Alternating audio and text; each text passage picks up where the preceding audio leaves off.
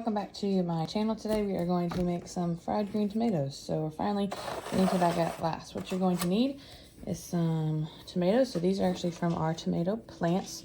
They're still slightly green, and I heard that was the best way to make them. This one is probably the reddest of the bunch, but it still has some green, so we're going to use that. We have eggs. We have 2% milk over here. We have flour. We have, I don't have cornmeal, but I have leftover breadcrumbs we'll use to season them with. We have roasted garlic and herb, black pepper, and salt, along with oil to fry them in. We'll get the oil boiling in just a second as we mix up all of our stuff. So let's go ahead and we'll do that. First, I'm going to wash my tomatoes. All right, we washed the tomatoes, and I don't care what anybody says, fresh homegrown tomatoes are the best. I'm trying to find my tomato cutting knife, which seems to not want to be in existence. So, wait, I do have one. The serrated edge works best, so that's what I'm trying to find. There we go. Oh, no, that's not it. 1 second. Got it? There we go. There we go. Serrated edge for the tomato gets a better grip. So I'm going to start not too thin, not too thick. And we're just going to cut off the green tip here.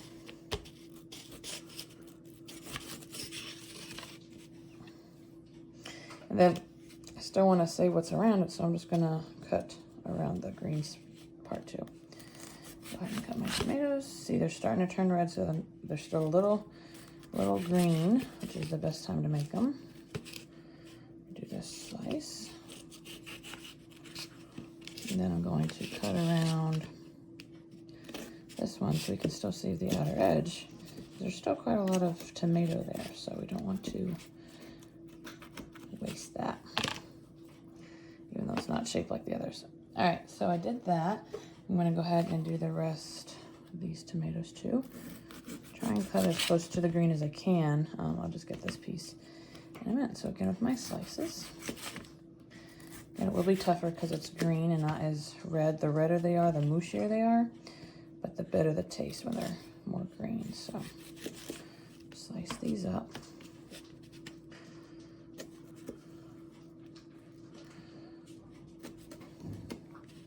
I have a couple left to do, so I'm gonna go ahead and cut those up, and then we'll get to making our dip and dry seasoning. For this one, I'm actually gonna cut around it in the tomato and then just pop it out. There we go. So I still have the rest of the tomato to use. So let's cut this up. Again, it doesn't care how much they look, what they look like, but because they'll fry up. And this one's a little bit softer again because it's redder.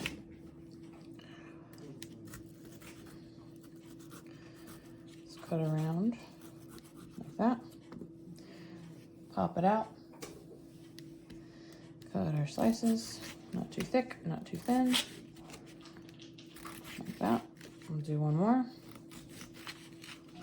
All right, we cut up our tomatoes. Now we're gonna go ahead and make the wet and dry mix. I'm actually going to do the dry mix first. So I'm gonna put some, not too much, but a little bit of flour in my plate here. Fun fact, you don't want to use powdered sugar for the mix. So let me get the flour and not powdered sugar. All right, I put my flour out. I got 2 eggs in a bowl. They say a 1/2 cup of milk, but I'm just going to eyeball it. So I have 2% here. You can use 1% whole milk, whatever you got. Probably whole milk too. About a 1/2 cup. Should be good. Makes them nice and fluffy. We're going to stir that together.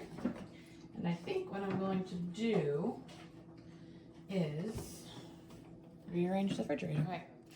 Now I actually have the flour. Sprinkle some of that in our plate. Mix this up. I think what I'm going to do is put the seasoning in here and in there so it gets a double dose. So now that we've done that, we can add our seasoning. Do a little breadcrumbs here to add with the texture. Mix that up. Just kind of split those around. Mix them with the flour. And And then I'm going to put some, actually I might just put the seasoning in the flour. So I have some regular salt here. Sprinkle it around, not too salty, but don't be afraid to use some salt. I got some black pepper. It might look like a lot, but once you mix it together, it thins out. Then it didn't call for this, but I'm gonna add this roasted garlic and herb that I use. I think that's McCormick, but it's really good on everything we use, and it'll give it that little extra flavor. Let me put that in here, and then we'll mix the dry ingredients around and start dipping. All right, should be good there. Just kind of mix those flavors around. It's all within the here. Should be good. If you need to add some more, you can. Like I might add a little bit more pepper and a little bit more garlic and herb. You just kind of eyeball it based on your preference. All right, give this, ooh, very floury. Little mix again. There we go. I like to be able to see the seasoning.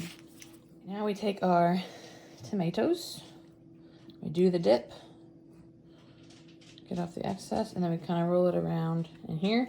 We're gonna transfer it onto this plate. So once we have all of them coated, don't forget the edges. We'll stick them in our oil, which I've already poured, but it hasn't started boiling yet. So pretty even thick coat, get off the excess, and then we're gonna do this with the rest of them.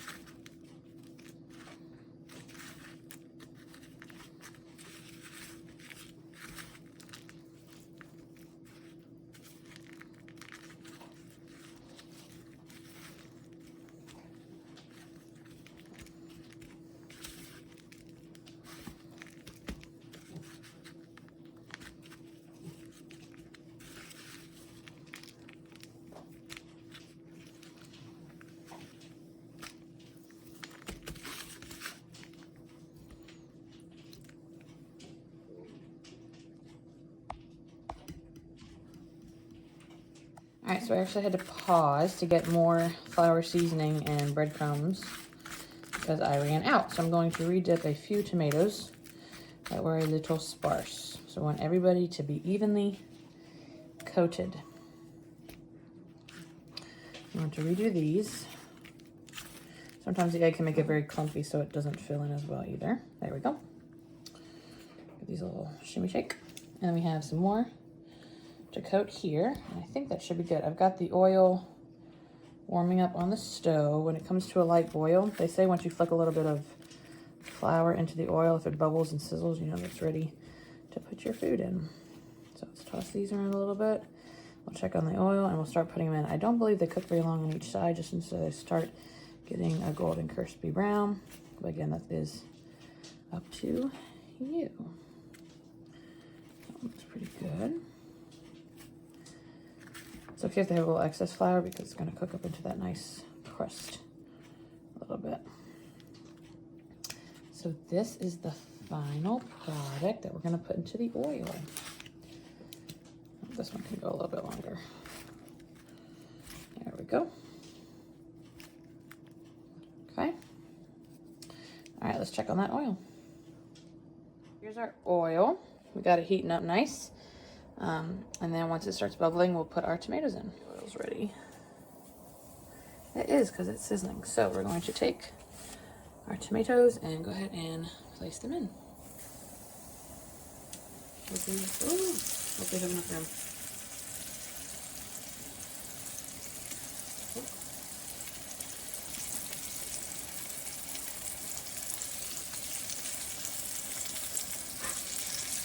And I'm going to use my tongs to flip them.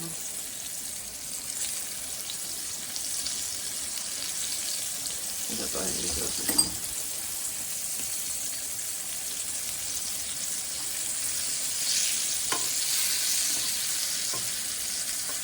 Just flip them.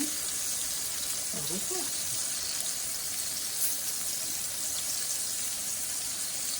So you really have to wash them too. It's going to take long for them to get that nice golden crust. So I'll push in the pan. Some straggly pieces.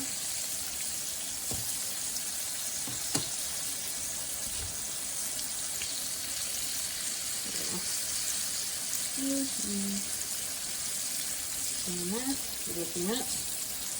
And we'll flip them. Bake. Oh my goodness. So exhausting, being so cute. Say hi, Cody. Cody. You kisses. Alright, I might be turning these again, depending on how the crust looks on the other side. Yeah, they look much better. So I think I'm going to give these another round on this side just to get them as brown. There we go. I like them crispy, and I know they'll kind of crisp up too once we get them out of the pan, but staying here as long as possible. Get that really good dark brown coating. And once we finish with this one, I want to say, actually, after this, it should be good to take them up and do my favorite part, try it. Don't forget about those. There we go. Alright, they're looking good, so I think this will be the last round. Take them up, dry them up, and we'll taste them. I went ahead and put my paper towel on top of my plate, so we are ready to take them up. I think I'm actually going to do it on the next pan, but that's how they look. Turn the stove off, and then we'll go ahead and put them on the plate. Let them sit for a second so the paper towel can absorb everything, and then we'll taste them. You hear the sizzle? They're ready. Alright, go ahead and take them up. Again, not hard enough to sit a little bit. I like to just dab it just a little bit to get any excess off, and then I'll put a paper towel on top. Just soak up the top part. There we go, pretty good. Again, they're not going to be perfect, and that's okay. It's going to make them delicious. This one turned out pretty good, though, I will say that. Try to space them out. Each one has These look really good. These are going to be the crispiest ones, I think. Oh, looks like shrimp.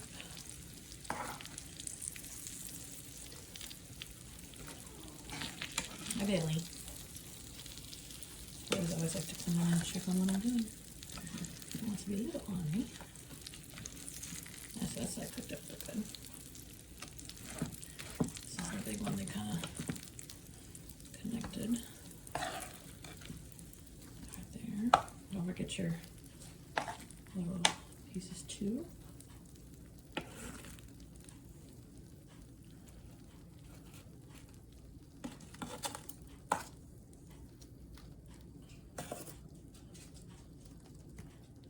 Hi, Cody.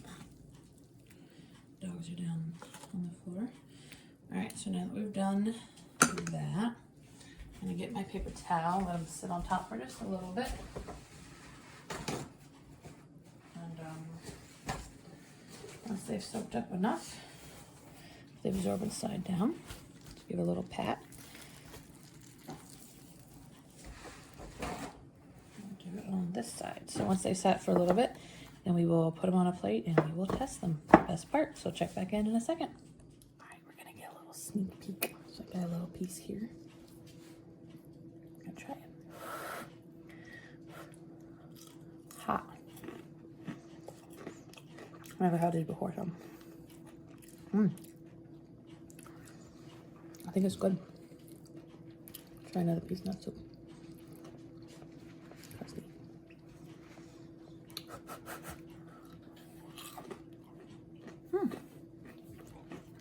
Good flavor. I see what they mean when doing green. Definitely taste the tang a lot better. I pushed. Let's see what Mom thinks. So we're gonna get our special test taste plates. Poison ivy. It's not really poison ivy. A flower plate. I sometimes use these for breakfast. So let's see.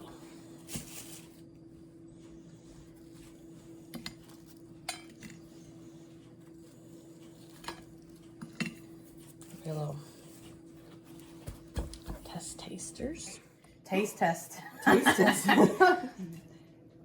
Fried green tomatoes. Karis, this is good. This is very good. I use Italian garlic and herb in it along with the salt and pepper. Is it made up your own recipe or? I found the recipe online. And I added This the is stuff. delicious. This is breakfast. Ah, you need to write this down. Toby said, I want some. I did. This is better than the restaurant. Toby said, I want some. I don't think you're gonna like this one, baby doll. I think the key is letting it sit, get crispy, and making sure it's seasoned. Look at that. That's so pretty. It's not only pretty, but delicious. I'm gobbling mine up. You definitely taste the tang of the green tomatoes. I think that's what makes it. But that's part of having fried green tomatoes. I've had it in a restaurant before. And the restaurant wasn't as this is better. There are a few red ones, but for the most part, they were all green. On a Yes. scale of 2 thumbs, what would you rate it? 2 thumbs up. 2 thumbs up. That's how you make fried green tomatoes. Have Awesome. fun. Thank you. Thanks.